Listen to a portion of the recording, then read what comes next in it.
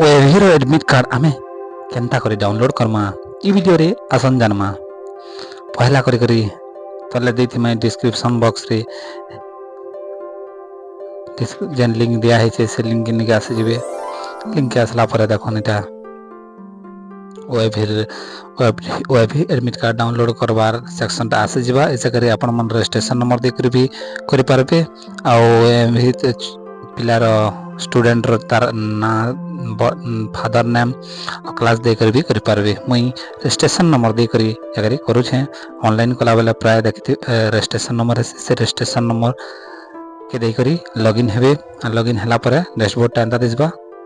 Dashboard एंता दिसबा कि देखो side के पूरा कॉर्नर के व्यू आखि चिन्हा वाला गोटे चिन्हाटे थिबा। एटा आखि चिन्हा ना मार देबे कि एटा प्रिंट आसी जीवा।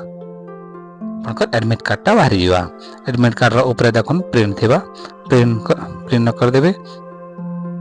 एथेनो एडमिट कार्ड डाउन बाहर करि पारबे।